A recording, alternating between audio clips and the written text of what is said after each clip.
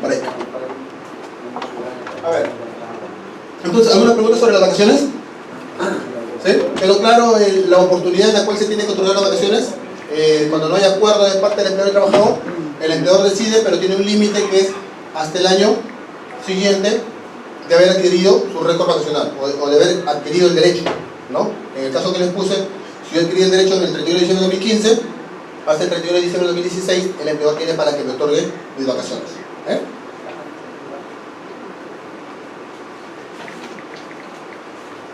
Esto es lo que les decía, para terminar con el tema de las vacaciones. Básicamente, a ver, cuando nosotros hablamos de beneficios sociales, nosotros tenemos que tener en mente, para cualquier beneficio social, tenemos que tener en mente, digamos, dos parámetros o dos factores, por decirlo de cierta manera. Tiempo computable y remuneración computable. Correcto. Estos dos factores van a permitir después, para yo poder determinar cuánto, o sea, el quantum ya, ¿no? Cuánto es el monto que me corresponde por beneficio social. Por ejemplo, yo digo, gratificaciones. Mi tiempo computable va a ser, si yo trabajé de enero a junio, mi tiempo computable va a ser enero a junio. Si yo trabajé 3 meses, mi tiempo computable va a ser 3 meses. Correcto. Remuneración computable. Yo veo mis boletas de pago. Remuneración computable, no todo lo que está en mi boleta de pago es remuneración computable. Yo voy a tener que separar. ¿Qué es remuneración computable? Remuneración computable en todo beneficio social es la remuneración básica. Fijo. Esa es remuneración computable. Asignación familiar. Fijo. También es computable. Las horas extras, depende. Las horas extras van a depender si es que, por ejemplo, en el caso de las gratificaciones, yo lo percibo mínimo 3 meses en un periodo de 6 meses. Correcto. Entonces, ahí es. Entonces, son factores importantes que hay que tener en cuenta para los beneficios sociales. Tiempo computable, remuneración computable. En el caso de las vacaciones, tiempo computable. Recuerden que es importante, ¿por qué? Porque yo tengo que llegar a esos días. Yo tengo que llegar a los 260 días. Claro, van a ser los días que yo voy a trabajar, pero también se va a considerar como tiempo computable, ¿no? La jornada que yo cumpla en mi día de descanso. Cuando yo trabajo en mi día de descanso, ¿no? Voy a considerar ese día como efectivamente laborado, ¿no? Cualquiera sea el número de horas que labore. De pronto yo me voy a trabajar en mi día de descanso y laboro 2 horas, y mi jornada es de 8 horas. Así trabaje 2 horas, por haber trabajado en mi día de descanso, aunque sea 2 horas, voy a considerarlo como si fuera un día computable para efectos del tiempo de mis vacaciones. Igual también las horas de sobretiempo de 4 o más en un día. Si es que yo tengo una jornada de 8 horas y en un día trabajé 12 horas, entonces por ese día yo no solamente voy a contabilizar un día que es mi jornada de 8 horas, sino voy a contabilizar 2 días, ¿no? ¿Por qué? El martes yo trabajé 12 horas, entonces ese martes no me va a valer un día, me va a valer 2 días. ¿Por qué? Porque es por la jornada de 8 horas que trabajé, más las 4 horas extras que hice en ese día. La ley me dice que por eso me voy a sumar un día más. O sea, que voy a sumar un día más para llegar a ese récord vacacional. ¿Ok? También el estado de incapacidad también. El pre y postnatal también se considera como tiempo computable. No voy a trabajar, pero se considera como día efectivamente laborado. El permiso sindical también, ¿no? La ley de relaciones colectivas de trabajo establece que el dirigente sindical, ¿alguno? ¿Este hermano? ¿Algún dirigente sindical? ¿No? Bueno, los dirigentes sindicales tienen 30 días de licencia sindical al año, ¿no? 30 días al año de licencia sindical, ¿correcto? Esos días también son considerados como tiempo computable. No voy a trabajar, yo como dirigente sindical no voy a trabajar porque estoy con mi licencia sindical, pero sí se considera como tiempo computable para efectos de mis vacaciones y de cualquier beneficio. Doctor, usted ve horas extra. ¿Mínimo puede haber más para que se pueda completar los días con el mencionado? Claro. Usted puede ser. Mínimo 4. Claro, le dice mínimo 4. Las horas de sobretiempo en número de 4 o más en un día. Las horas de sobretiempo. O sea, si es que tú haces 3 horas, no te suma un día. Tiene que ser mínimo 4. ¿Okay? Para que te sume un día más. Para que te sume un día más adicional al día que estás trabajando, ¿no? Las faltas o inasistencias autorizadas por ley, ¿no? Por convenio colectivo.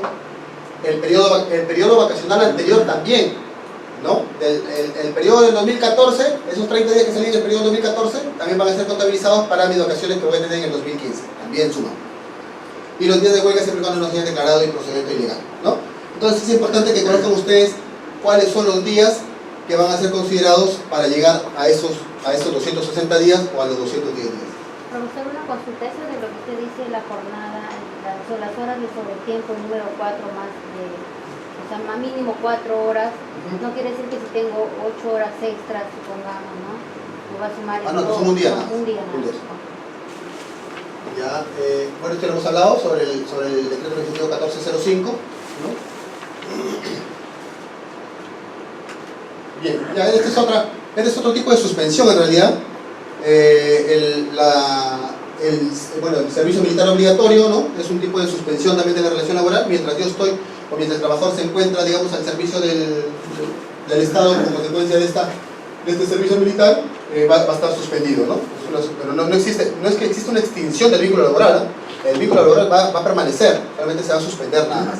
Ahora ya me parece que no es obligatorio el servicio militar, no es voluntario, ¿no? Pero bueno, se considera como un tipo de suspensión de labor.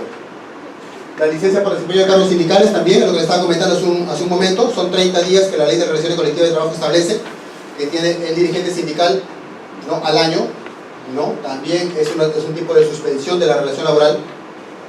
Hay algunos dirigentes, hay algunas organizaciones sindicales que a través de un convenio colectivo acuerdan con su empleador para que la licencia sindical no solamente sea de 30 días, sino que sea incluso hasta de un año, incluso hasta durante el tiempo que dure su gestión, ¿no? Hay empresas así, pero la ley establece mínimamente tiene que ser 30 días, pero se puede mejorar. ¿Y cómo se hace eso? A través de convenio colectivo. Si la organización sindical con la empresa llegan a un acuerdo en el sentido de que la licencia sindical sea un año, pues será un año, se respetará lo que dice el convenio colectivo porque es mejor, correcto. Lo que no se puede hacer es empeorar.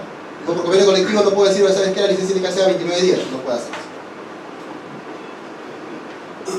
Claro, el permiso sindical es anual, ¿no? No será computable dentro del límite de los 30 días la asistencia de los dirigentes sindicales que sean miembros de la comisión negociadora. Claro, eso es un tiempo muy aparte de la licencia sindical. La sanción disciplinaria también lo hemos visto también, ¿no? La sanción disciplinaria es un tipo de suspensión perfecta. Es un tipo de suspensión perfecta de labores. ¿Por qué? Porque implica de que el trabajador no presta servicios y el empleador no paga su remuneración, ¿no? Para el tipo de la sanción disciplinaria tiene que ver, necesariamente se tiene que respetar estos principios. Y que también se van a dar para el efecto del procedimiento de despido. Principio de proporcionalidad, razonabilidad, inmediatez sobre todo, y legalidad. Son principios fundamentales que van a tener que tomarse en cuenta en el procedimiento de despido, en un procedimiento de despido. Vamos a ver más adelante con más detalles. Eso lo vamos a ver más adelante, un cargo todavía lo vamos a ver más adelante. La huelga también es considerada como un tipo de suspensión de labores. La detención del trabajador, ¿no? Ojo, mira, dice la detención del trabajador nada más, ¿ya? Salvo el caso de condena privativa de libertad. Correcto. El caso de condena ya no es una causa de suspensión. Ya la condena, por delito doloso, es una causa de extinción, ¿no? O sea, a mí me detienen por 24 horas, lo que sea, pero es una detención nada más, es una causa de suspensión. Correcto. Mientras no haya una condena con calidad de cosa juzgada, o sea, con sentencia firme, no me pueden extinguir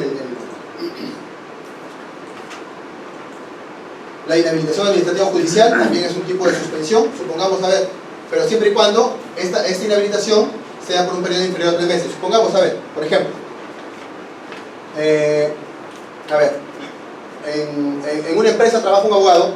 Vamos, un abogado en el área legal, ¿no? Pero el colegio de abogados le suspende su colegiatura al abogado, ¿no? Entonces no puede ejercer la profesión, correcto, le suspende por 2 meses. El empleador, en esos casos, puede optar por la suspensión de la relación laboral, porque evidentemente no va a poder ejercer el cargo que venía desempeñando en la empresa, abogado, ¿no? Entonces ahí sí, pero si es que la inhabilitación es de 3 meses a más, igual ya no es suspensión, es extinción, correcto. Entonces la suspensión solamente va a ser mientras la inhabilitación sea menor o inferior a 3 meses. ¿Sí? Permiso o licencia concedido por el empleador, también, claro, el tema de cumpleaños, por ejemplo, algunas veces le otorga al empleador para efecto de que pueda ¿no? En realidad los permisos y las licencias en sí no es que estén regulados en la ley. O sea, los permisos y la licencia básicamente dependen de una decisión de parte del empleador, ¿no? Si es que yo quiero, por ejemplo, yo me quiero ir de viaje a llevar a seguir un curso de maestría en el extranjero, el empleador si quiere me da licencia, si no quiere me da licencia, ¿no? O sea, es un tema, ahí sí la ley no le obliga al empleador, oye, dale licencia porque se va a seguir estudios. No, correcto. Entonces aquí nuestra legislación no regula el tema de los permisos o las licencias, salvo los casos que hemos señalado anteriormente, ¿no? Por lo que este tema queda sujeto a las políticas de la empresa, básicamente, ¿no? Por convenio colectivo se puede establecer, por ejemplo, el convenio colectivo tiene, digamos, carácter vinculante, o sea, digamos, obliga a las partes, ¿no? Si por convenio colectivo se establece de que el empleador, en caso de un trabajador solicite una licencia para que siga cursos en el extranjero y se lo otorga por un máximo de 20 días, se tiene que cumplir con lo que dice el convenio colectivo. ¿Sí? Dígame, caballero. En cada una de estas causas de suspensión es la propia ley la que establece qué tipo de suspensión es perfecta o imperfecta. ¿Perdón? En cada uno de estos casos de suspensión es la propia ley la que establece el tipo, perfecta o imperfecta. Claro, a ver, hay que conocer la definición de lo que es perfecta y imperfecta, ¿no? Para nosotros poder determinar qué tipo de suspensión es, ¿no? Le decía al inicio, ¿no? Si es que no hay obligación de ninguna de las partes, es perfecta. En una sanción disciplinaria, ¿no? El empleador, siguiendo todo un procedimiento, me suspende 5 días. Claro, si me suspende, el trabajador no tiene que ir a trabajar, pero el empleador tampoco tiene que pagar. O sea, nosotros tenemos que verlo en el sentido de la obligación que tienen las partes para cumplir con su obligación, para la redundancia, ¿no? Con la prestación personal de servicios o con la retribución, ¿no?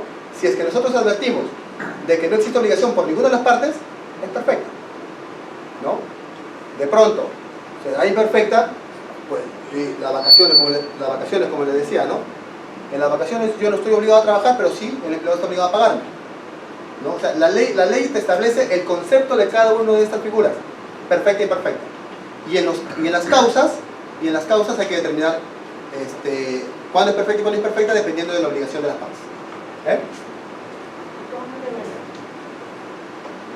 el caso de los cargos públicos, ¿tiene que someterse a permisos o licencias? Porque, por ejemplo, cuando uno es regidor, la ley le faculta a tener 20 horas de descanso a la semana. Y entonces, se supone que ya no tiene que pedir permiso ni licencia, porque eso es automático, ¿verdad? ¿Y qué pasa cuando, por ejemplo, un trabajador está ejerciendo su función como trabajador y también un cargo político es reducido en sus funciones? ¿Quién se debe afectado? Por ejemplo, lo que ha sucedido, ¿no? O sea, había un profesional que está designado como especialista en un área, a tantas horas en su contratación, pero además tiene un cargo público, político, ¿no?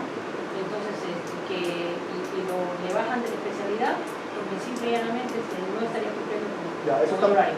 Eso está mal. O sea, ahí podríamos hablar de un tema de acto de hostilidad, ¿no? Acto de hostilidad puede ser por rebaja de categoría, ¿no? Oye, es especialista y le mandan como asistente, sí, como técnico, ¿no? Entonces, eso ya estaríamos hablando de un acto de hostilidad, ¿no? Evidentemente está vedado, ¿no? Y más aún si es que la consecuencia de esta rebaja de categoría implica también una reducción de su... Termina el despido.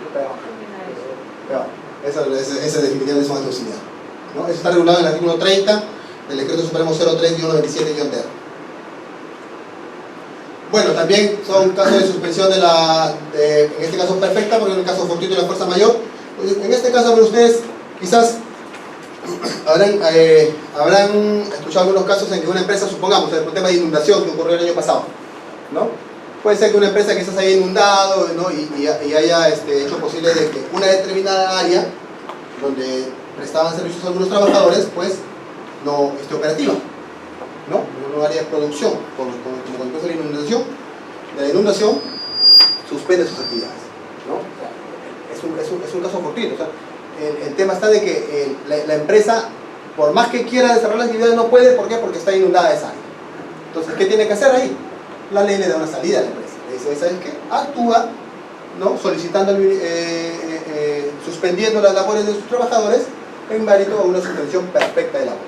Pero esta suspensión perfecta de labores, invocando estas causales, caso fortuito y fuerza mayor, tiene que ser puesta en conocimiento del Ministerio de Trabajo. ¿Correcto? O sea, claro, el empleador suspende a los trabajadores sin autorización previa, pero sí tiene que poner en conocimiento al Ministerio de Trabajo. ¿Correcto? Y esta suspensión tiene un plazo máximo que son 90 días. O sea, hasta por 90 días solamente puedo suspender las labores de mis trabajadores. ¿Correcto? Pero, adicional a ello, la empresa, antes de proceder a esta medida, porque es una suspensión perfecta de labores, acuérdense, la suspensión perfecta de labores implica no pago, ¿no? Entonces la empresa, antes de proceder a esta medida, que es una medida, digamos, gravosa para el trabajador, ¿no? Antes de proceder con esta medida, tiene que ver medidas que sean, digamos, menos gravosas para los trabajadores. Por ejemplo, oye, de pronto el trabajador ya tiene derecho a sus vacaciones y le doy vacaciones, pues en vez de suspenderlo de manera perfecta, le otorgo sus vacaciones, ¿no? O le puedo dar incluso vacaciones adelantadas que establece la ley. Entonces, en estos casos de suspensión perfecta de labores, cuando se invoca caso fortuito y fuerza mayor, el empleador, antes de proceder a la suspensión perfecta, tiene que adoptar medidas que sean menos gravosas, ¿no? Las vacaciones, adelanto de vacaciones, esas cosas, ¿no? Y el plazo son por 90 días como máximo que se le puede suspender a los trabajadores. Siempre poniendo en conocimiento al Ministerio de Trabajo, porque el Ministerio de Trabajo luego va a tener que hacer una inspección para verificar si es que las causas que invoca el empleador son ciertas o no, ¿no? Son ciertas, porque si es que el Ministerio de Trabajo, una vez llevada a cabo la inspección, determina de que la causa que invoca el empleador no condice con la realidad, no es cierta, falta la verdad, entonces el Ministerio de Trabajo tendrá que ordenar al empleador que de inmediato retorne a sus trabajadores a su puesto de trabajo y que se le pague incluso por todo ese tiempo que han estado suspendidos de manera perfecta aparentemente. ¿Sí? Eso es lo estamos viendo ahí. Bien, ahora vamos a hablar sobre el tema de la extinción del contrato de trabajo. La suspensión de la relación laboral es un cese temporal. Correcto, es un cese temporal. Incluso la última suspensión que hemos visto, la que es por caso fortuito fuerza mayor, ¿no? Que hasta 90 días, ¿no? Es un cese temporal. La extinción del contrato de trabajo, la extinción de la relación laboral, ese sí es un cese definitivo, ya se culmina, se extingue la relación laboral, correcto, ya no existe vínculo laboral. Entonces, la ley ha establecido una serie de causas también que extinguen la relación laboral, ¿no?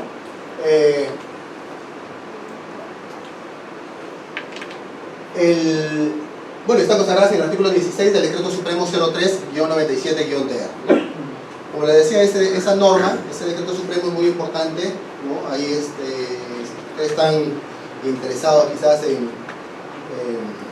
profundizar un poquito más el conocimiento sobre estos temas, una revisadita, si están interesados en quizás postular a las UNAFIL más adelante, esa ley se lo tienen que saber sí o sí. ¿Cuál?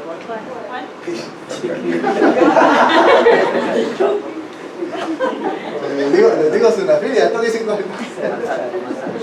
nuevamente, Decreto Supremo 03-97-TR. Decreto Supremo 03-97-TR, que es el texto único ordenado de la Ley de Productividad y Competitividad Laboral. Esa es la nominación. Y lo que estamos tratando nosotros, que son los descansos remunerados, descanso semanal obligatorio, trabajo en días feriados y vacaciones anuales, eso está en el Decreto Legislativo 713. ¿Ya? Decreto Legislativo 713. Bien, a ver, la extinción del contrato de trabajo. Una de las causales por las cuales se extingue el contrato de trabajo dice, a ver, el fallecimiento del trabajador o del empleador, si es persona natural. El fallecimiento del empleador o del trabajador, si es persona natural. Correcto, ¿se dan cuenta? Si es persona natural. ¿Qué significa eso? ¿El empleador puede ser una persona natural? ¿Puede ser una persona natural el empleador? Sí, ¿verdad? El empleador puede ser una persona natural, también puede ser una persona jurídica, ¿no? Oye, una persona jurídica, empresa, sociedad anónima. Empresa, sociedad anónima cerrada, qué sé yo, ¿no? Entonces, es una persona jurídica. ¿Persona natural también puede ser empleador? Sí. Oye, Luis Quispe Mamani, ¿no? Es empleador. Persona natural con negocio, ¿no? Entonces, el empleador sí puede ser una persona natural y también puede ser una persona jurídica. El trabajador necesariamente tiene que ser una persona natural. No podemos hablar de un trabajador como persona jurídica. ¿Por qué? Porque uno de los elementos de la relación laboral, ¿cuál es? Prestación personal de servicio. ¿Quién desarrolla esa prestación personal de servicio? Nadie más. ¿Correcto? Entonces, cuando dice que se extingue el contrato de trabajo por fallecimiento del trabajador, ¿no? Si fallece el trabajador, ya falta una parte de la relación laboral, que es el prestador de servicio. Ya no tiene sentido la relación laboral, ¿verdad? Se extingue. Si es que fallece el empleador, siempre y cuando sea persona natural, también se extingue. ¿Correcto? Si es que fallece el gerente de una empresa, ¿se extingue o no se extingue? No se extingue, ¿no? Pedro López celebró contrato con la empresa X Sociedad Anónima, no celebró contrato con el gerente. ¿Correcto? Entonces es trabajador de la empresa, no es trabajador del gerente. ¿Sí? Entonces ahí, la causal de extinción de la relación laboral, hay que tener en cuenta, ¿no?, que es el fallecimiento del trabajador, que necesariamente tiene que ser una persona natural, o del empleador cuando es persona natural, ¿no? En este último caso, cuando el empleador es persona natural, la ley ha establecido también, ¿no?, de que si es que yo soy un empleador y tengo trabajadores a mi cargo, ¿no?, y yo fallezco, ¿no?, los herederos, mis herederos, ¿no?, pueden todavía, digamos, mantener a este trabajador hasta por un año, dice, para efecto de que puedan liquidar, ¿no?, todo digamos, la actividad económica, ¿no? Ahora, si es que mis herederos asumen ya el negocio, ¿no?, lo tendrán que hacer ellos como persona natural, y evidentemente los trabajadores ya no tendrán que ser trabajadores de mi persona, ¿no?, sino de mis herederos. ¿Okay? La renuncia o retiro voluntario del trabajador también es un tema también que es, por ahí me han preguntado. La renuncia, en principio, la renuncia es un acto puro, es un acto libre y es un acto voluntario. ¿Sí? Puro, libre, voluntario. La renuncia. O sea, no, cuando alguna vez me están dando un incentivo por renunciar, ¿no? O sea, me están dando tanto dinero por renunciar, ¿no? Eso no es una renuncia, ¿no? La renuncia es libre, ¿no?, voluntaria, ¿no? Pero la renuncia tiene cierta formalidad. Tiene cierta formalidad la renuncia. En una relación laboral, el trabajador puede renunciar cuando él lo crea conveniente, porque es voluntaria. Si yo quiero trabajo una semana y renuncio, es mi voluntad de renunciar. En otras palabras, no me pueden obligar a seguir trabajando. Acuérdense, se acuerdan en la primera clase, me parece que desarrollamos la estructura del profesor Neve Mujica: trabajo protegido por el derecho laboral, trabajo humano, productivo, libre, ¿verdad? Trabajo humano, productivo, libre, por cuenta ajena y subordinado, ¿verdad?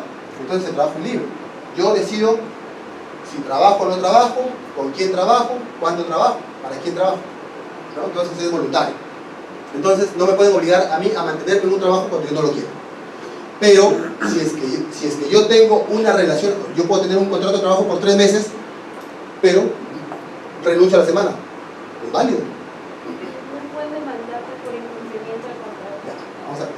Vamos a ver. ¿Ya? Entonces, pero si es que yo quiero renunciar, tengo que seguir una formalidad, ¿no? La ley me establece de que si yo quiero renunciar, yo tengo que hacerlo en un plazo de 30 días. Correcto, con una anticipación de 30 días tengo que hacer esa renuncia. Y tiene que ser por escrito. Correcto, tiene que ser por escrito también, ¿no? Renuncio con 30 días de anticipación y por escrito. Correcto. Ahora, también esta renuncia puede darse, ustedes habrán visto casos seguramente, ¿no?, de que, a ver, cuando una persona por lo general quizás consigue un trabajo más rentable, ¿no?, mejor, ¿no?, mayor solvencia económica, y quieres que trabaje ya, ¿no? Entonces, oye, yo estoy trabajando ahorita acá, para renunciar son 30 días, no me va a esperar, ¿no? Entonces ahí el trabajador pues presenta su carta de renuncia y se va nada más. Eso no está tan bien. Entonces, ¿qué pasa si el trabajador presenta el día de hoy su renuncia, ¿no? Supongamos que sea 1 de enero del 2019, ¿no? el 1 de enero de 2019 presenta su renuncia, ¿no? Hoy día presenta su escrito. ¿Qué estamos hoy? 15, ¿no? 15 de mayo de 2019 presenta su renuncia, ¿no? Entonces, ¿qué significa? Que este señor, por regla general, tiene que trabajar hasta el 15 de junio de 2019, ¿verdad? Pues su renuncia lo presentó con un mes de anticipación, con 30 días de anticipación, ¿no? Pero si es que el trabajo no lo espera, ¿no? Y se le ocupa otro trabajador, entonces este señor, ¿qué hace? Presenta su carta de renuncia el día de hoy y puede solicitar en esta misma carta de renuncia lo que se llama la exoneración del plazo. Así se llama, correcto, exoneración del plazo. El día de hoy yo presento mi carta de renuncia y a la vez solicito en ese mismo escrito de renuncia que mi empleador me exonere del plazo. ¿Qué plazo? Del plazo de 30 días, pues.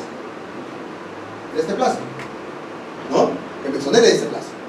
Si es que yo no lo pongo, simplemente estoy renunciando nada más. Si yo lo coloco, entonces ya pido mi exoneración del plazo. El empleador, ante ese escrito, tiene dos opciones. Uno, ¿el empleador puede negarte la renuncia? No te puede negar la renuncia. Como le dije, el trabajador es voluntario para que renuncie. Lo que sí te puede negar es la exoneración del plazo.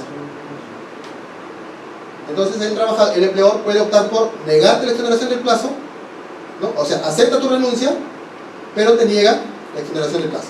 O simplemente te acepta todo, ¿no? Te acepta todo. Esas son las dos opciones que tiene el empleador. Uno, y para ello, pero para que haga esto, o sea, para que te niegue la exoneración del plazo, el empleador te lo tiene que decir por escrito también. Por escrito. ¿Y cuánto es su plazo de él? 3 días. ¿Qué significa? Que yo el día de hoy, 15 de mayo, presenté mi carta de renuncia con exoneración del plazo porque me conseguí un trabajo más rentable, ¿no? 2 veces más de lo que me pagaba. Entonces, voy a solicitar mi renuncia con exoneración del plazo. Yo todavía tengo que esperar esos 3 días todavía, ¿no? Tengo que todavía esperar esos 3 días. ¿Por qué? Porque ese es el plazo que tiene el empleador para que pueda tomar una decisión respecto a mi pedido de exoneración del plazo. ¿Correcto? ¿No? Claro. Pero claro, si hay una buena relación entre empleador y trabajador, entonces uno conversa con el empleador, o sea, que viene a conseguir un tema, ya, sí, no te preocupes, anda nada más, ya, mañana no viene, listo, se acabó. Pero hay veces, ¿no?, en que las relaciones entre un trabajador y un empleador no son muy cordiales, ¿no?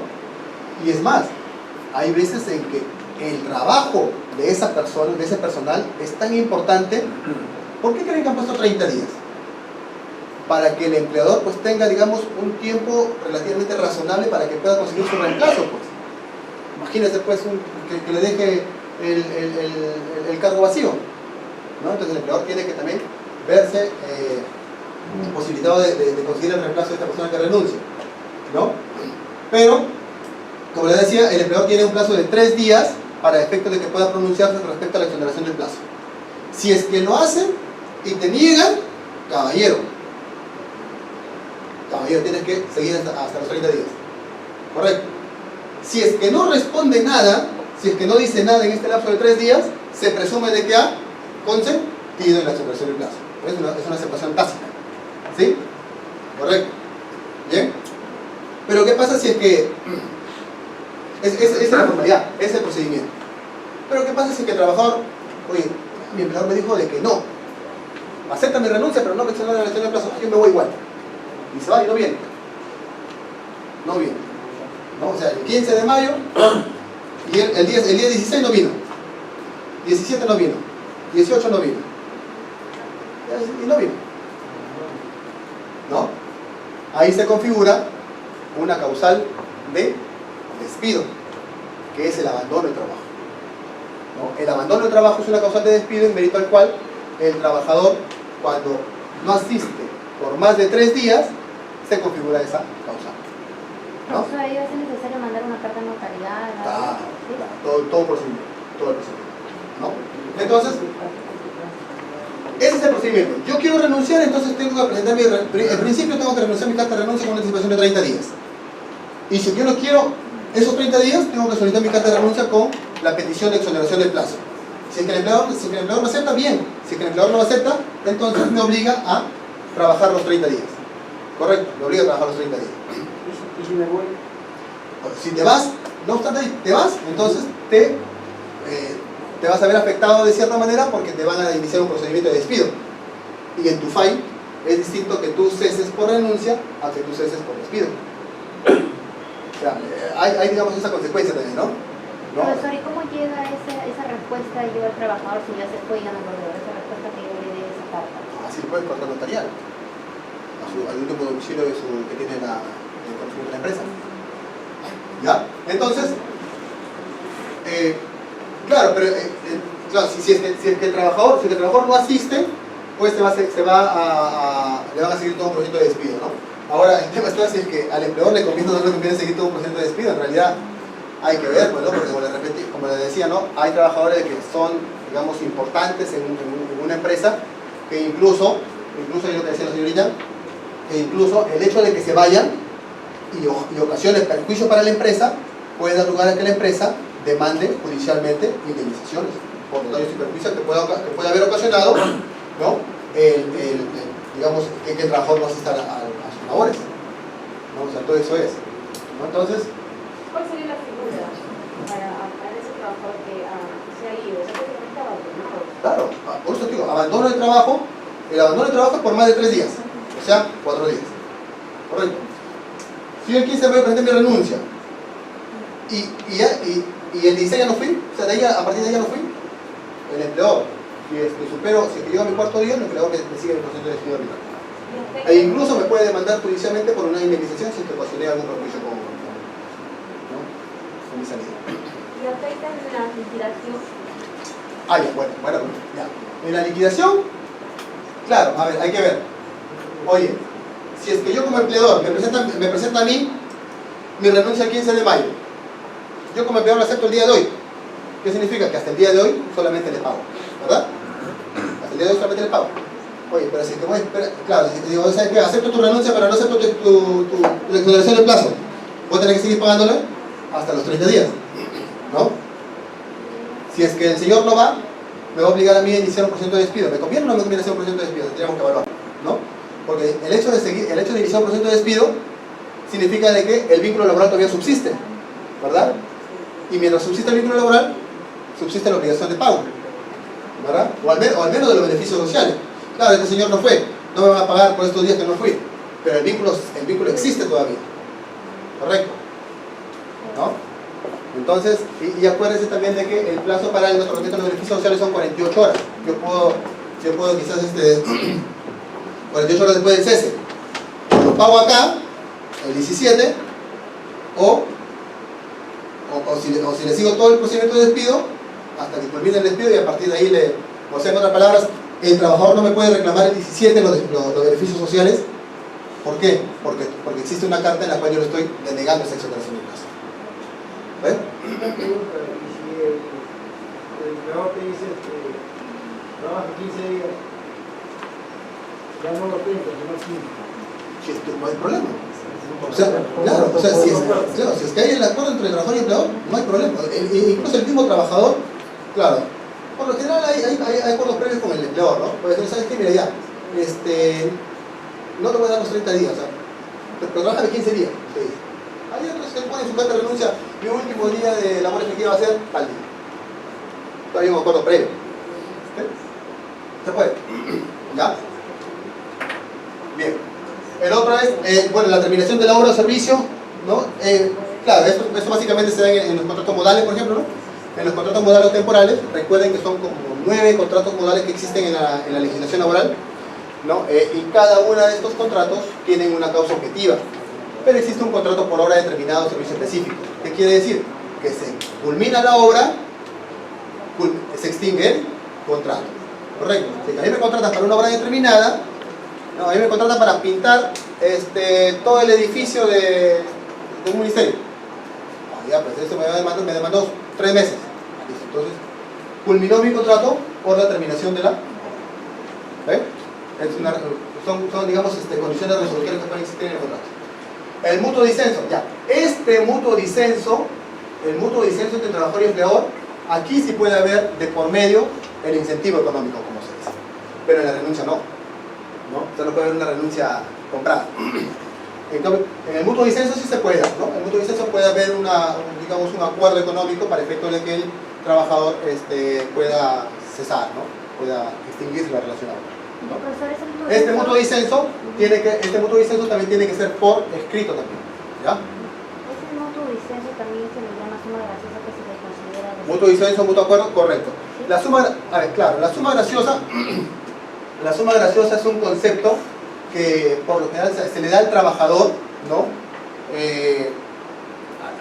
Al cese, ¿no? Al cese de su relación laboral, y que le va a permitir que en caso el trabajador, digamos, a través de un proceso judicial, se determinara de que la empresa le está deudando algunos conceptos, ¿no? Por ejemplo, supongamos, a ver, oye, en medio de un proceso judicial se determina de que la empresa le adeuda al trabajador por beneficios sociales la suma de 5.000 soles. Pero el empleador le dio como concepto de suma graciosa, al cesar la relación laboral, le dio 10.000 soles. Compensa. O sea, la suma graciosa es la compensación de la deuda que pueda tener el empleador hacia su trabajador. Correcto. Pero si que la suma graciosa que le entrega el empleador al trabajador es de 2.000 y se determina de que la deuda es de 5.000, entonces el empleador le tendrá que reintegrar la diferencia. ¿Sí? Esa es la suma graciosa. La invalidez absoluta permanente, recuerden lo que les dije en el tema de la suspensión. ¿Qué es lo que suspende la relación laboral? La invalidez temporal, ¿verdad? La invalidez temporal, que puede ser parcial o absoluta, pero es temporal, ¿no? Hasta los 11 meses, 30 días, si que quieres, ¿no? Pero una vez que ya supera ese plazo, entonces el empleador tiene que, o al menos es el obligado a solicitar una junta de médicos o al Ministerio de Salud, ¿no? Que evalúe al trabajador a efecto de determinar si esta incapacidad se tornó en absoluta. Porque justamente la invalidez absoluta permanente es la que convoca o es la que da lugar a la extinción de la relación laboral. ¿Correcto? Oye, este trabajador se cayó y resultó ser parapléjico.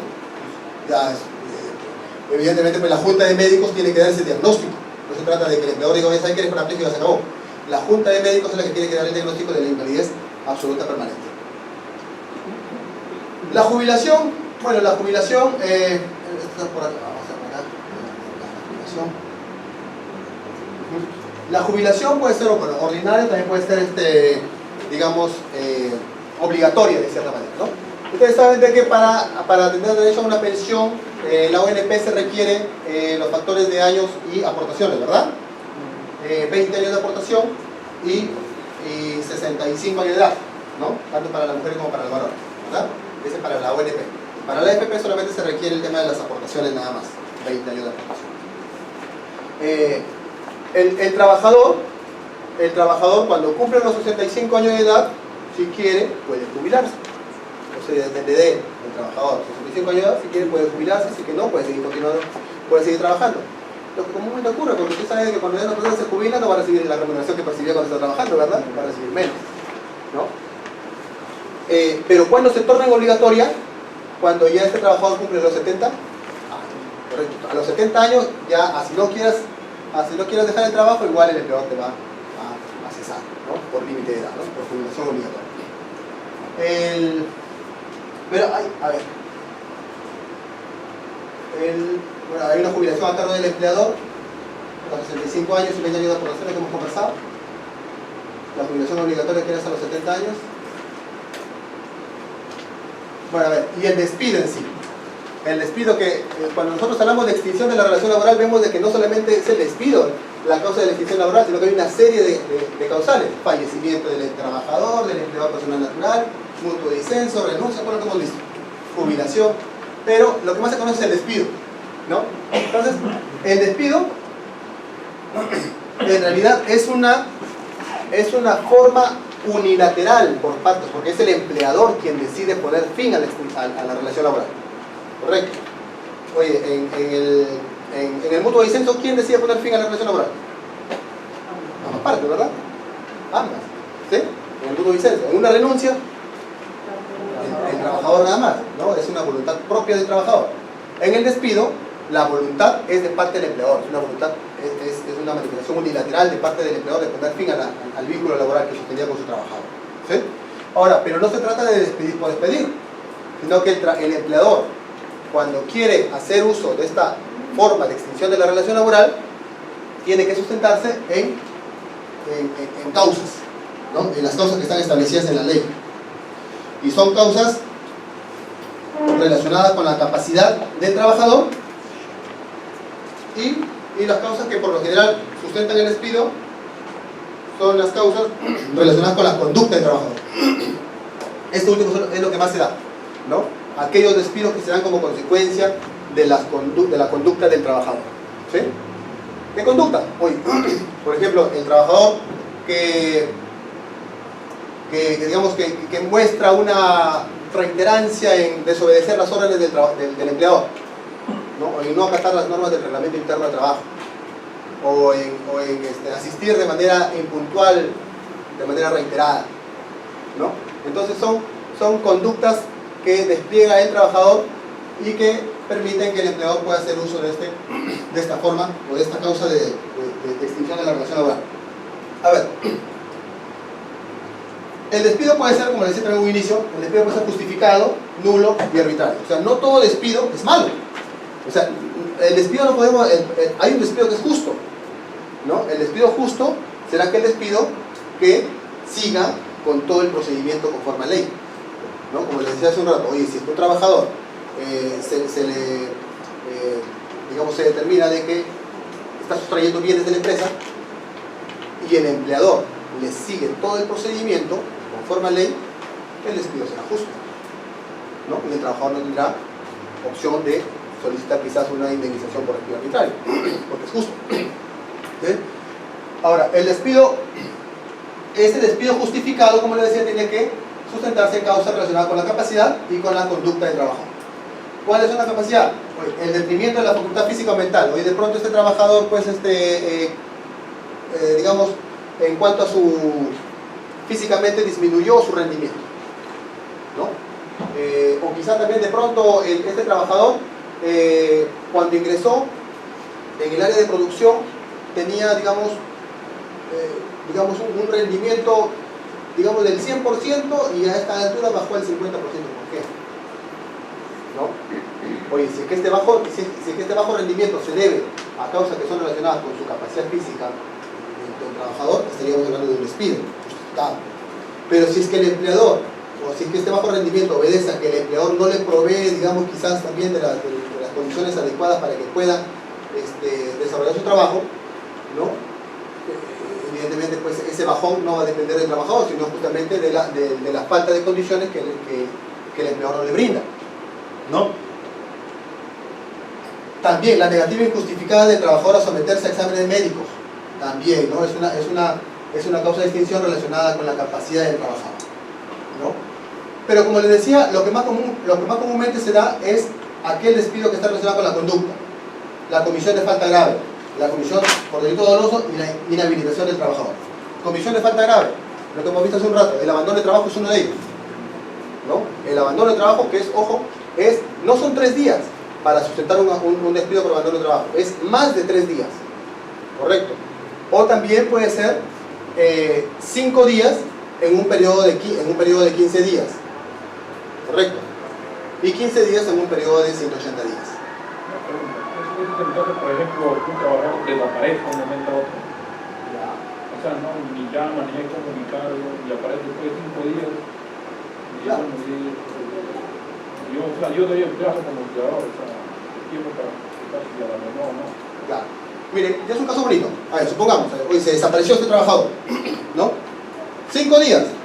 Usted como ya escuchó la clase, dijo, ¿sabes qué? Me dijeron de que yo al 4.º día ya puedo iniciar mi procedimiento de despido. Y le inicio. El 4.º día le inicio el procedimiento, le mandé la carta notarial de preaviso de despido a su domicilio. Y le seguí. Y el señor desapareció al 7.º día, ¿no? Entonces, como les decía, hay un procedimiento que seguir. Que ese procedimiento no es de un día para otro. Entonces, si es que al retorno del trabajador, supongamos, al retorno del trabajador, ese trabajador justificara sus inasistencias, ¿Por qué motivo? Quizás no sé, qué sé yo, a ver, No, oye, no, tú lo asaltaron, lo secuestraron, o todo, como Carranza que lo secuestraron, ¿no? Pero justifica su inasistencia.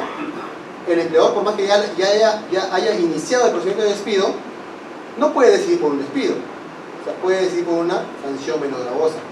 O incluso hasta lo puede absolver. O sea, simplemente, oye, sí, pues, ¿no? Yo inicié con notificar una carta de preaviso, pero sí, pues tú me estás diciendo de que has faltado porque, bueno, porque tuve un accidente, qué sé yo, ¿no? Y yo tuve conocimiento de la persona el día de hoy. Está bien, sí, correcto. No, borro el contrato. ¿No? Entonces, a lo que voy es que el inicio de un procedimiento de despido no necesariamente va a concluir en el despido, ¿no? Si es que yo inicio un procedimiento de despido, puedo también imponer una suspensión, o simplemente puedo imponer una amonestación, o simplemente le perdono también, ¿no? ¿Qué pasaría si el empleador continúa con el proceso a pesar de las pruebas demostradas? El trabajador podría de alguna forma irse al ministerio hablando de que es necesario. Ya, correcto, bien, a ver. Para eso vamos primero a desarrollar el procedimiento que se tiene que seguir para un despido, ¿sí? A ver. El Decreto Supremo 03/97-TR establece cuál es el procedimiento a seguir. Y dice, si es que el empleador, ¿no? Si es que el empleador advierte que su trabajador ha cometido una falta, ¿no? Una falta grave, ¿no? Sea cual fuera, a ver, qué sé yo, destruyó los bienes de la empresa, competencia desleal, ¿no? Proporcionó documentación confidencial a la competencia, cualquiera fuera de falta, correcto, abandono de trabajo, ¿no? Inasistencia por más de 3 días, llegó en estado de embriaguez, también, por ejemplo, ¿no? Cualquiera sea la falta, correcto. El empleador advierte de que un trabajador incurrió en alguna de esas faltas. ¿Qué es lo que tiene que hacer primero? Oye, el empleador no va a decir, oye, ¿sabes qué? Ya, mira, tú le diste información confidencial a mi competencia, al día siguiente no vienes. Eso está mal. Allí sí se configura un despido arbitrario, correcto. Si es que el día de hoy el empleador me dice, oye Daniel, tú has vendido información a la competencia, mañana no vienes, no me dejan entrar, me cierran la puerta. Ese es un despido arbitrario, correcto. Ese es un despido arbitrario. Entonces, oye, pero por más que el empleador quizás puede tener razón, oye, sí, pues efectivamente le dio la información a la competencia, pero no seguiste el procedimiento, pues, ¿no? Entonces, ¿cuál es el procedimiento? El procedimiento es el siguiente. Primero, tengo que notificarle al trabajador una carta que se llama una carta de preaviso de despido, comúnmente conocida. La carta de preaviso de despido. ¿Qué? La denominación puede ser cualquiera, pero comúnmente se conoce como carta de preaviso de despido. Pero lo importante es lo que debe contener ese documento. ¿Qué debe contener ese documento? Ese documento debe contener la falta que yo como empleador le estoy imputando a la trabajadora. ¿Correcto? Yo te estoy imputando que has faltado de manera reiterativa varias veces o has entregado información a la competencia. Esa es la falta que yo te estoy imputando. Eso tiene que estar contenido en el documento que es comúnmente conocido como carta de preaviso de despido. ¿Qué más tiene que haber en ese documento? Un plazo para que esta trabajadora emita sus descargos, para que pueda defenderse. ¿Correcto? Ojo, el derecho de defensa es un derecho constitucional, ¿sí? Entonces, tiene que haber un plazo. ¿Cuál es el plazo que establece la ley? 6 días. Eso es. O sea, en ese documento tiene que haber la imputación de la falta y el plazo que yo le estoy otorgando a la trabajadora para que ésta formule sus descargos, para que se defienda, en otras palabras. ¿Sí? 6 días hábiles. 6 días naturales. Naturales. Correcto.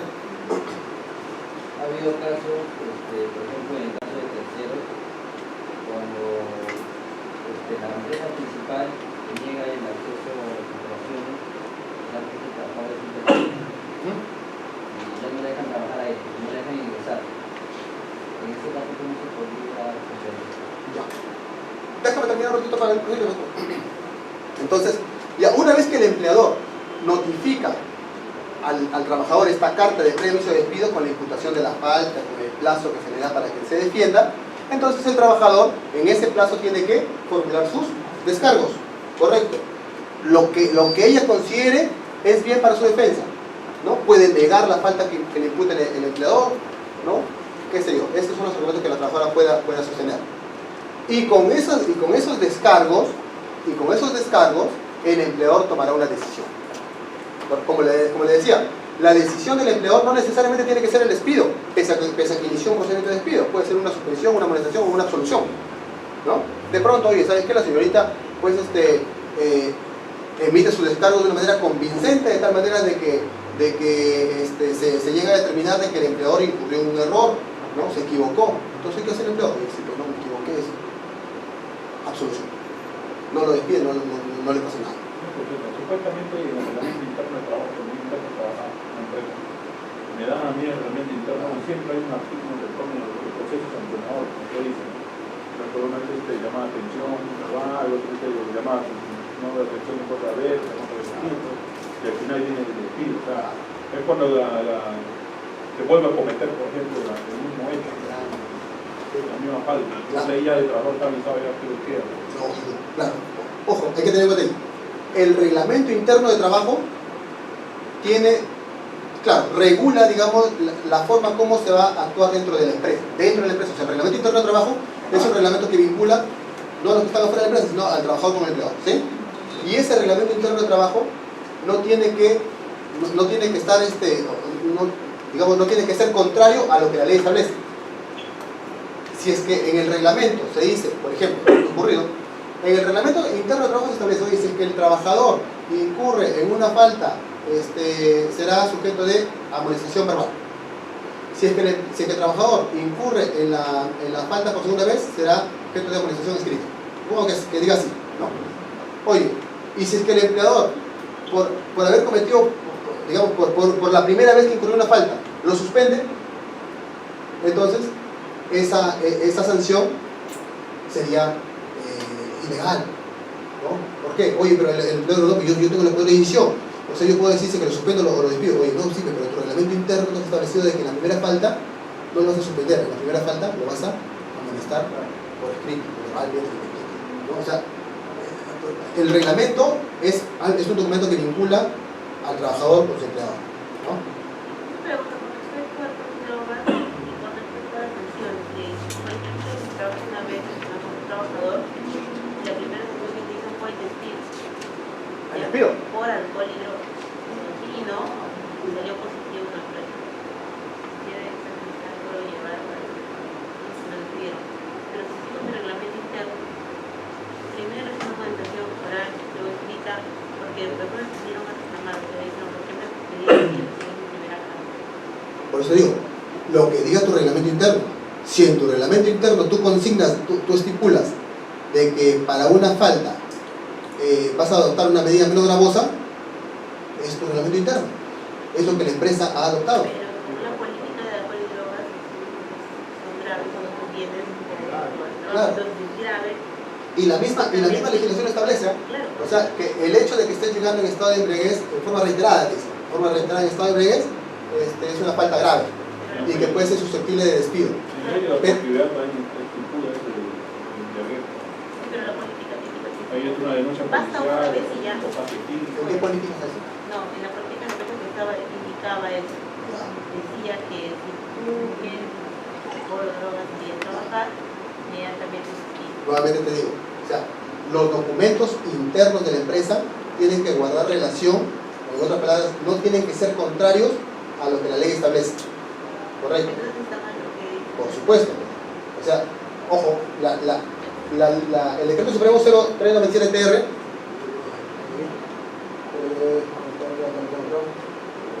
actos de abandono, la de abandono, incumplimiento, el uso, acá está. Ya, miren, dice, la concurrencia reiterada en estado de embriaguez o bajo influencia de drogas y aunque no sea reiterada cuando por la naturaleza de la función de trabajo pueda ocasionar perjuicios a otros, ¿no? Entonces, ¿qué dice? Reiterancia, correcto. O sea, no se trata, salvo al último, salvo que por la naturaleza que el trabajador desempeñe, pues, implique, pues, una gravedad, ¿no? Supongamos de que sea un trabajador, un trabajador que maneje una máquina y del cual dependa, digamos, un montón de trabajadores.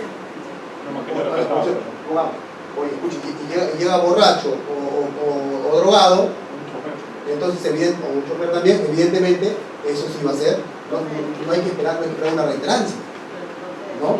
Pero si es que yo en mi política de empresa o en mi reglamento interno de empresa consigno de que este hecho no va a ser objeto de despido, sino va a ser objeto de una sanción menor, pues ahí paso lo que dice el reglamento, ¿no? Porque mira, porque ojo, con lo que te digo, el empleador no está obligado a sancionar. O sea, si depende del empleador. O sea, yo como empleador puedo advertir efectivamente, ¿no?, de que hoy, ¿sabes qué?, de que mi trabajador me robó.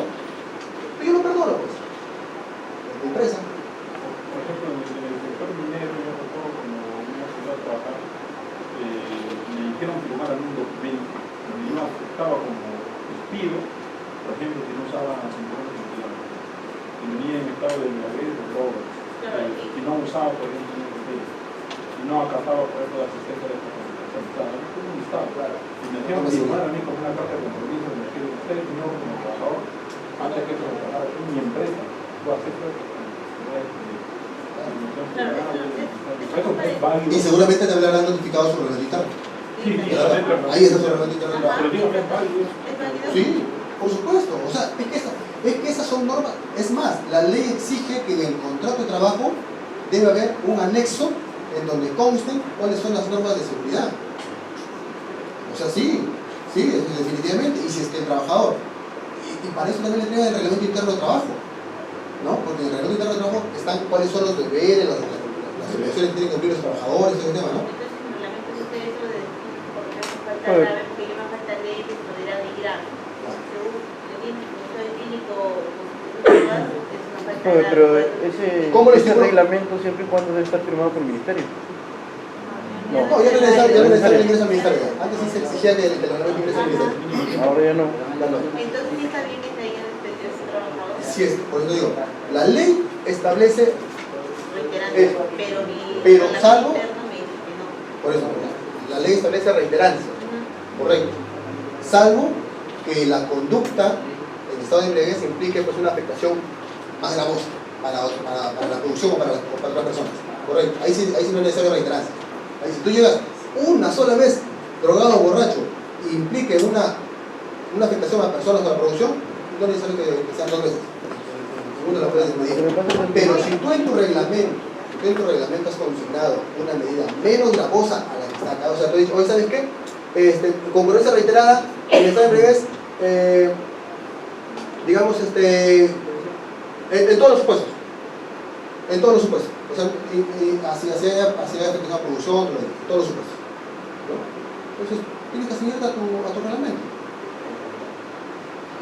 No, o sea, yo te entiendo de que tú has despedido a una persona cuando no ha incurrido en reiterancia. No me corrió, era la primera vez que esta persona venía tomado. ¿Y el reglamento cómo había acusado? Y en el reglamento según una estipula que es una falta grave. De venir en alcohol, drogas, es una falta grave. No, el reglamento interno, no se ve el reglamento interno del cliente. Si nosotros estamos en este primer supuesto, o sea, en esta primera parte, Mucho peso. Eso hoy por hoy en el reglamento de seguridad y de trabajo, venir con alcohol y drogas es una falta grave, venir a un despido. Por eso sí. claro, pero ojo, por eso te digo, Depende si del es, reglamento.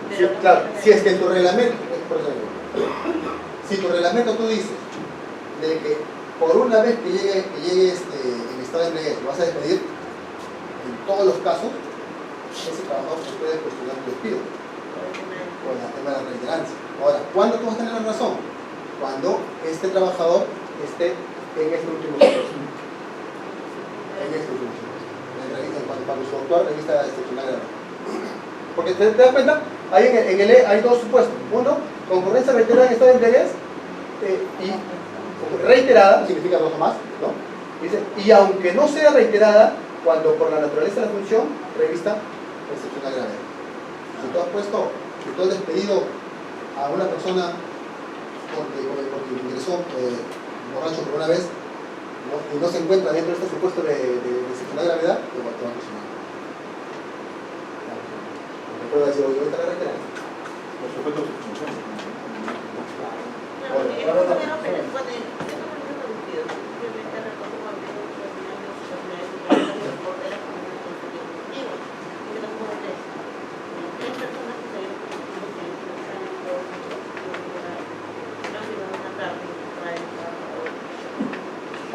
Ah, el trabajador lucha. Ah, no, es otra cosa. Netamente ahorita es porque, o sea, tú sabes.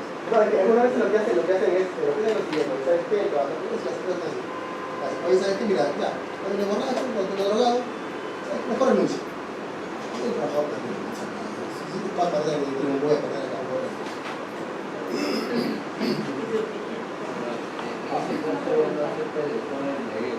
¿Ah? A veces en las empresas, porque hace normalmente, sabes que para el choque, ya, no es clínico, pero marca una cantidad mínima. La persona evidentemente no está ebrio, no está borracho. Hay signos de que ha inhibido alcohol. No llega al mínimo para el problema. Pero piden cero alcohol, parece cero. Ahora es cero. Lo consideran como ya. Además ahora ya se difundió bastante, uno que se le exige a las empresas la política de alcohol y droga, o sea, y en todas las áreas, sobre todo en lo que es el sector minero, donde sean de campamentos, te detectan haciendo esa medición y te sacan inmediatamente. Sí, hoy por hoy en una seguridad de trabajo, ese punto específicamente, Pero eso no es arbitrario, o sea. Claro, a ver, el despido arbitrario, en el despido arbitrario es no seguir ese procedimiento que les comentaba. Correcto. O sea, no notificar a jefe previsto, no darle su plazo para que ejecuta su descargo.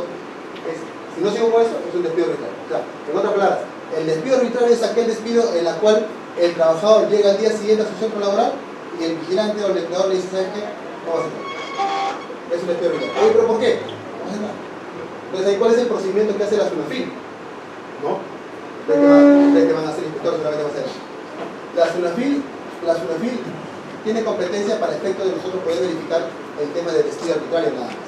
¿Sí? El despido puede ser despido nulo, el tema como estaba diciendo de la persona pasada, por razón sindical, un despido nulo, puede ser un despido arbitrario, que es el que no dice absolutamente nada, no tiene ninguna causa. ¿No? Ese es el despido que nosotros podemos ver como inspector de trabajo. ¿Qué hacemos allí? Oye, el trabajador acude a la SUNAFIL y dice que no me han dejado entrar, entonces nosotros nos constituimos a la empresa. ¿Correcto? Y a la empresa nos ofrece, me dice yo, dígame cuál es la razón por la cual a este señor usted no le permite el ingreso a su centro de trabajo. ¿Cuál es la respuesta que comúnmente dan los empleadores? Los empleadores dicen, no, sí, lo que pasa es que cometió una falta grave, ¿no? Dicen así, ha cometido una falta, ¿no? Está bien, ha cometido una falta. Pero, ¿le ha seguido el procedimiento de despido? No. Como repito, el empleador puede tener razón. ¿No? Puede tener razón de que este trabajador cometió una falta, pero si no le ha seguido el despido, puede ser un despido arbitrario. Si no le ha seguido el procedimiento de despido, perdón, es un despido arbitrario. ¿No? ¿Cuál es la consecuencia de que se configure un despido arbitrario? Que este trabajador, judicialmente, con el acta que le pueda extender la SUNAFIL, la policía también puede extender las actas. ¿Ah? Claro, o sea, el trabajador judicialmente solicite su reposición, o si ya no quiere regresar al trabajo, solicite una indemnización por despido arbitrario. ¿No? ¿A cuánto equivale la indemnización por despido arbitrario? Es un sueldo y medio por año. Correcto, es un sueldo y medio por año con un tope máximo de 12 sueldos. ¿No?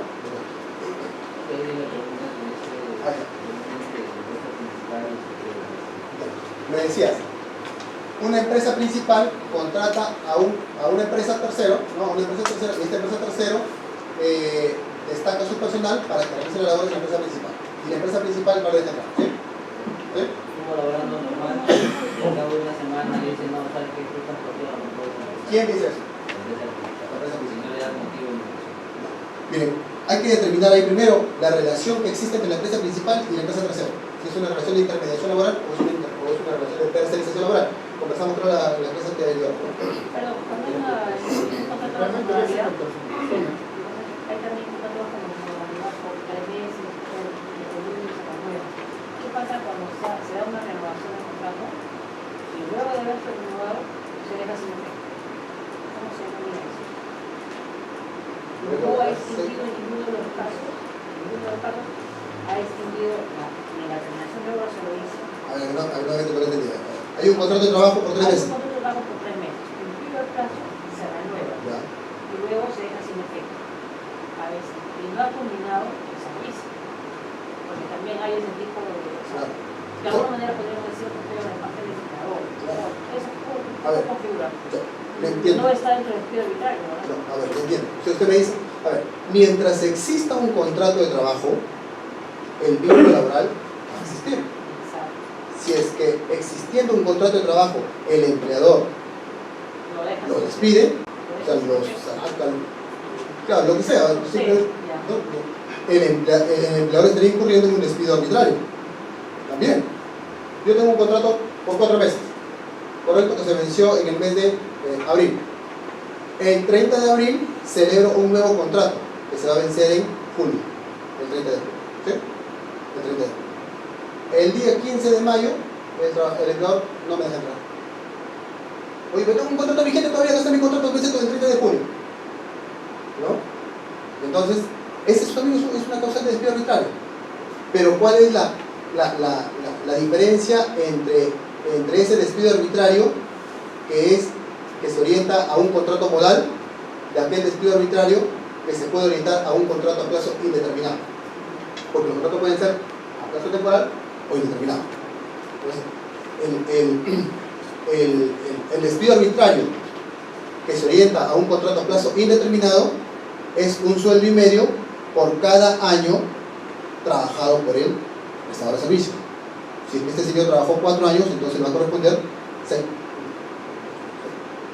6 sueldos, ¿no? Un sueldo y medio por cada año, ¿no? Un sueldo y medio por año son 6 sueldos, ¿correcto? Indeterminado, ¿correcto? O sea, un sueldo y medio por cada año trabajado, ¿sí? Si es que el despido arbitrario se orienta a un contrato a plazo temporal, modal, plazo fijo, como se llame, entonces también es un sueldo y medio, pero es por cada mes que le faltaba para completar su contrato. Eso quiere decir que si me sacaron a mí el día de hoy, 15 de mayo, y mi contrato vencía el 30 de junio, me tienen que pagar un sueldo y medio por todo el mes de junio que no trabajé y la proporcional por los 15 días de mayo. Eso es. Pero el contrato existe todavía, ¿no? O sea, cosa distinta es que ya pues se venció mi contrato el 30 de abril y ya no me contratan, pues. O sea, ya no me renuevan. Ahí no hay despido, ahí hay vencimiento del contrato. Pero nuevamente repito, ese vencimiento del contrato puede, claro, no hay despido, pero si es que ese contrato está mal hecho, mal elaborado, porque no guarda los requisitos que establece la ley, formalidad escrita, causa objetiva, y que esta causa que yo invoco en el contrato se plasme en la realidad. O sea, no se trata de que yo ponga en el contrato de trabajo y ¿sabes qué? Contrato a la señora fulana y tal porque he tenido incremento de actividad, ¿no? Y de pronto en la realidad se advierte que esta empresa no ha tenido incremento de actividad, ¿no? Se ha mantenido siempre con la misma producción. Entonces, esa causa objetiva que señaló en su contrato no guarda relación con la realidad. Entonces, al darse esa figura, este trabajador puede solicitar la desnaturalización, como les decía hace un rato. Pero no es un despido arbitrario, o sea, es un tema ya de una desnaturalización que va a implicar también, evidentemente, el retorno de ese trabajador a su centro laboral. ¿No? Ya, nuevamente. Ya. Entonces, allí, en principio, si existe una relación de intermediación laboral entre la empresa principal y el tercero, ¿ya? Intermediación laboral, acuérdense, la intermediación laboral no puede haber en la intermediación laboral la relación que existe entre el trabajador con el tercero es una relación laboral, correcto, pero la relación que existe entre el tercero y la principal es una relación civil. ¿Se acuerdan del triángulo que más o menos hicimos? ¿Sí? ¿Correcto? Es un triángulo, ¿no? Empresa principal, intermediadora y trabajador. Empresa principal con intermediadora, relación civil. Empresa intermediadora con trabajador, relación laboral. Correcto. Entonces, si es que este trabajador presta servicios a esta principal y... No, claro, ejecuta su labor, claro. Si es que este trabajador desarrolla sus labores en la empresa principal, ¿no? Porque la empresa anterior lo mandó, ¿no? Un vigilante presta servicios en esa empresa principal, ¿no? Y la empresa principal no le permite el ingreso, ¿no? Entonces, en realidad, el despido tendría que haberse planteado no a la empresa principal, sino a la empresa intermediaria. Esa es su empresa directa. Comunicado. Claro, ahora, claro, o sea, lo que pasa es que algunas veces, a ver, supongamos, ¿no? Por X motivos, pueden ocurrir varios supuestos. A ver, ¿qué es lo que se da comúnmente? Que, supongamos, un vigilante o un personal de limpieza, en una intervención, un vigilante o un personal de limpieza hoy comete una serie de cosas que no hace bien su trabajo en la principal y el banco o cualquier empresa principal y dice, ¿sabes qué? No lo quiere hacer personal. Pero la empresa principal no lo puede despedir, ¿ah? O sea, la empresa principal no puede decir, ¿sabes qué? Te despido. No puede hacer eso la empresa principal. La empresa principal, ¿qué hace? Se lo dice a la intermediadora, y la intermediadora, ¿qué hace? ¿Sabes qué? Ya no lo hace. Y claro, algunas veces ya no lo hizo, claro, y ahí, si es que existe un contrato, y hay que ver qué tipo de contrato existe. Si es que existe un contrato, como decía la señora, si es que hay un contrato vigente y no le permiten, y no le permiten ya trabajar, es un despido arbitrario, correcto. Ahora, si es que hay una empresa, si es que la relación que existe entre la principal y el tercero no es de intermediación, sino es de tercerización, acuérdense. Igual hay una relación civil y entre el tercero, la empresa tercerizadora, y el trabajador hay una relación laboral, ¿sí? Ahora, ¿cuál es la diferencia entre la tercerización y la intermediación? Que el principal no ejerce ningún tipo de subordinación sobre el trabajador. ¿Qué quiere decir? Que es la empresa tercerizadora quien ejerce la subordinación exclusiva sobre ese trabajador.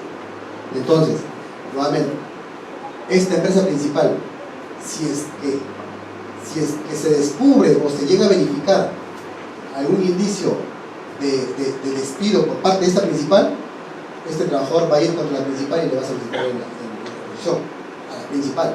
¿Por qué? Oye, ¿por qué vas a despedir por qué tú vas a despedir, digamos, o vas a sancionar tú como empresa principal? ¿Por qué vas a sancionar a este trabajador? Si este trabajador es del tercero, es una tercerizadora, y tú no tienes por qué ejercer ningún tipo de facultad contra este trabajador.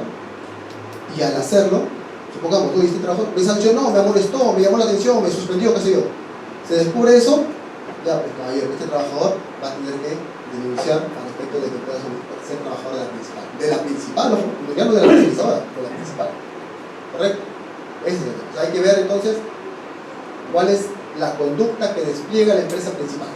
Y en este caso tiene caso, cuando por ejemplo en una empresa que ha sido tercerizada y luego la principal ejerce un despido sobre el trabajador, y el trabajador tendría que reclamar. Hay un caso que reclame por este despido. Claro, el despido arbitrario son 30 días.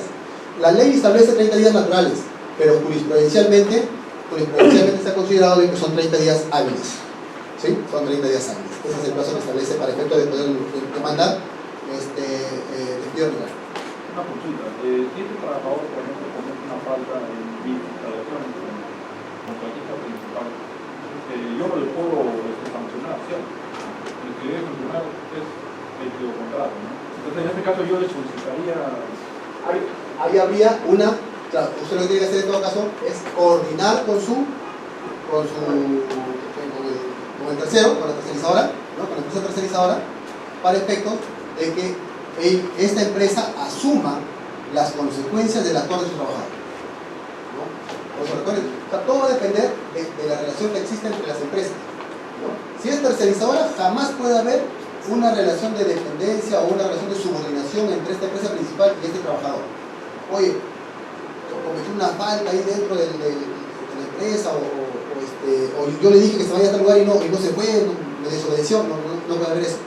Entre la principal y el trabajador no puede haber eso. En una tercerización no puede haber eso. Si es que lo hay, definitivamente pues estaríamos hablando de una desnaturalización de esa relación, y la consecuencia de la desnaturalización es el traslado de ese trabajador que aparentemente está en la planilla, está en la planilla del tercero, pero por haberse dado la desnaturalización tendría que pasar a la planilla de la empresa principal. Como digo, tras cualquier sanción, llamada atención, todo tiene que coordinar con su. Exactamente. Porque una tercerización, acuérdense de la tercerización, quien asume los riesgos que se puedan dar en la empresa principal es la tercerizadora. Si mi trabajador, yo soy trabajador de una tercerizadora y yo cometí digamos, en el ejercicio de mis labores causé un daño, ¿no? A mí no me va a sancionar el principal. Me podrá sancionar mi empresa directa, que es la tercerizadora, ¿no? Ella sí me sancionará, pero no me puede sancionar al principal. ¿No? Sí. Significa que la relación de la principal es una empresa intermediadora con el trabajador. En el caso de la empresa intermediadora. ¿Se acuerdan que me parece que hicimos ahí un cuadrito en una intermediación?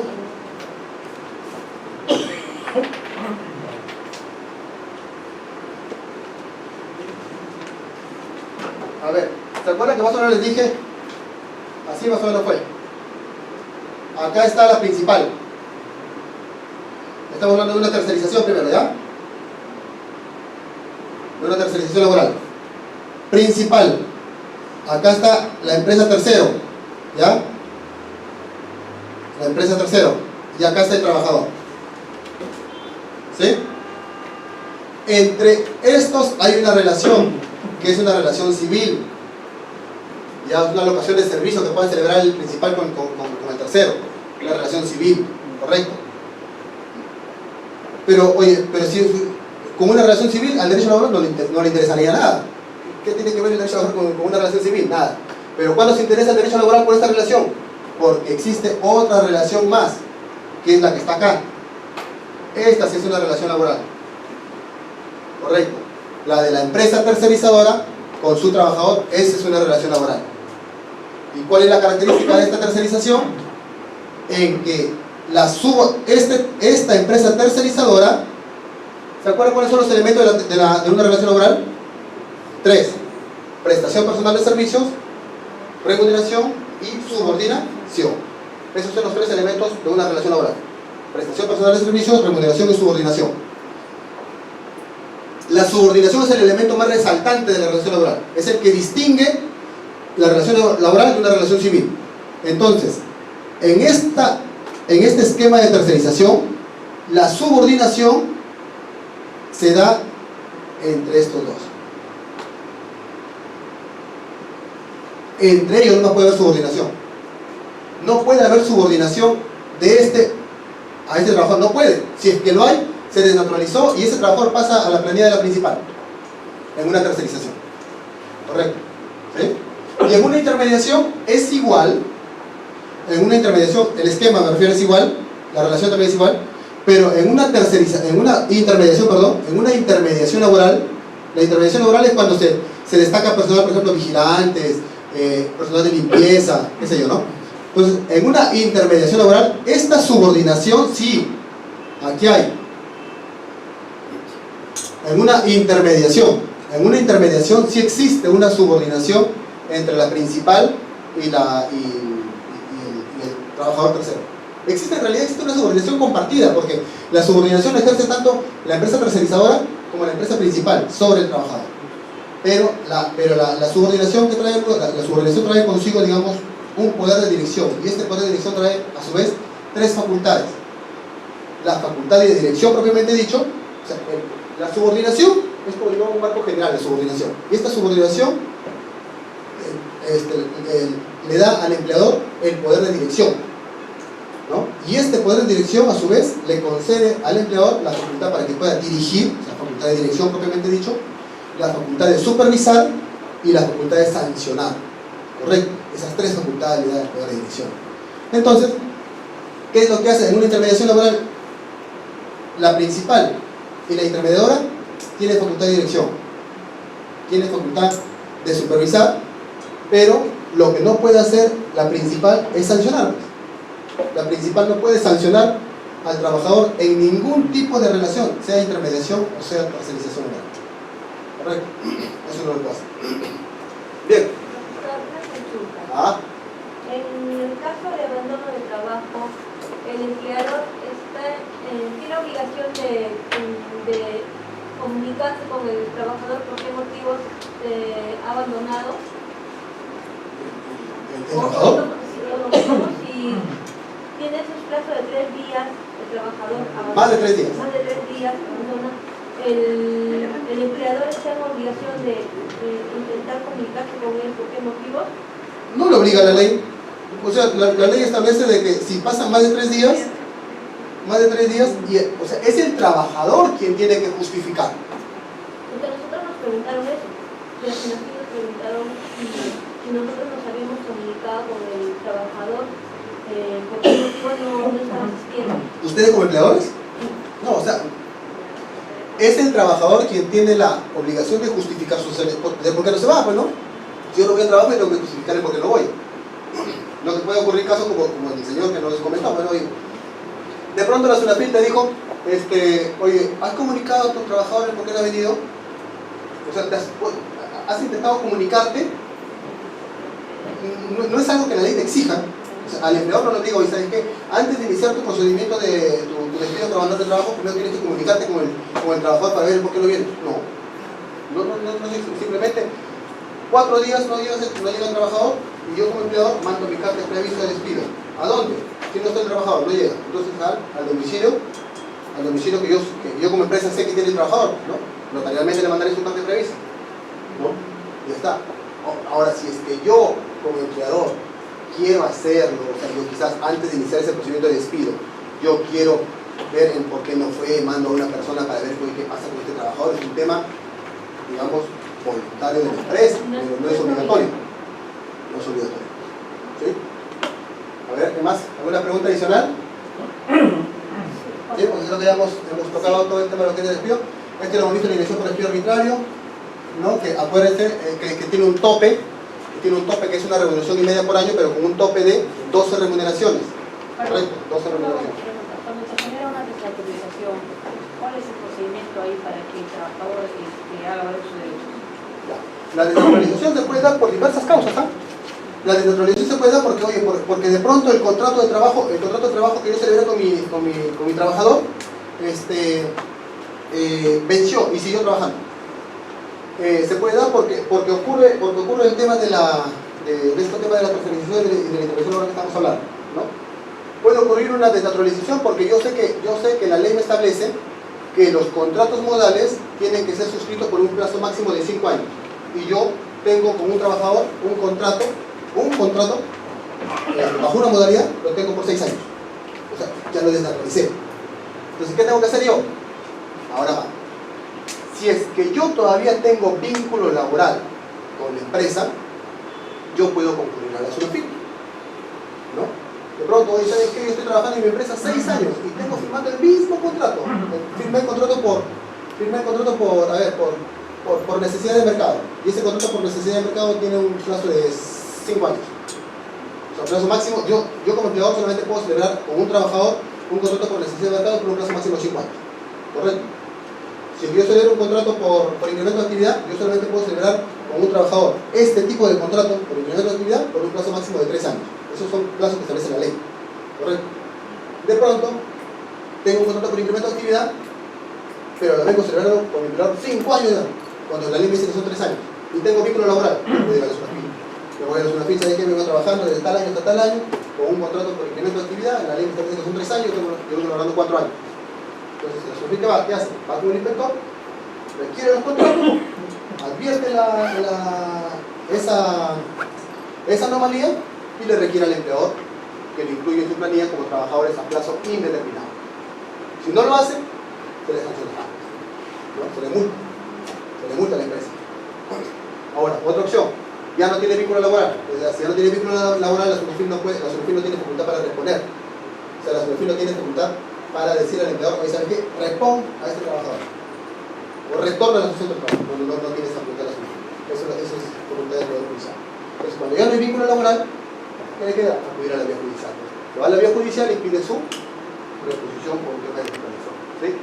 La última, ya están terminando. Sí. En el caso del personal en casa,